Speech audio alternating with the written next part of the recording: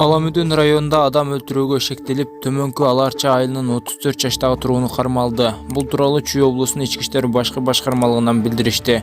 Маалыматка караганда 23 январда милицияга Төмөнкү Аларча айылында эркек киши 37 жаштагы өнөктөшүн бычактап, тез жардам кызматы келгенге чейин ал каза болуп калганы тууралуу маалымат түшкөн. Адам өлтүрүү фактысы боюнча кылмыш иши козголгон. Кылмышка шектүү убактылуу кармоочуга киргизилген. Сурак учурунда ал аялды өлтүрүү мас абалындагы чырдын негизинде болгонун айткан.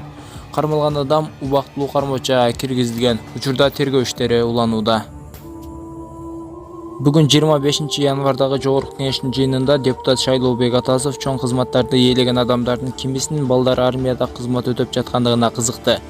Жыйында 2021 жылдын 16 сентябрында Дүйшөмбү шаарында кол коюлган жамааттык коопсуздук жөнүндө келишим уюмунун аскерлеринин биргелешкен материалдык, техникалык жана медициналык камсыздоо тууралуу макулдашуу ратификациялоо тууралуу мыйзам долбоору биринчи окууда каралып жаткан. Бүгүнкү күндө депутаттардын, министрлердин, экс-премьерлердин, чоң кызматтагы адамдардын кимисинин балдары кайсыл аскер бөлүктө кызмат өтөп жатат деп сурады депутат.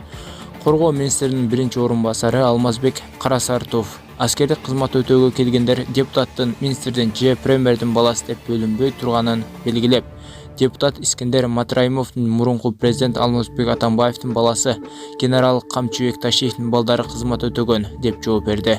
Депутат Шайлообек Атасов эгерде жаран аскердик кызмат өтөбөгөн болсо, мамлекеттик кызматтарга кабыл алынбаган тартибин киргизүү керек деген пикирин билдирди.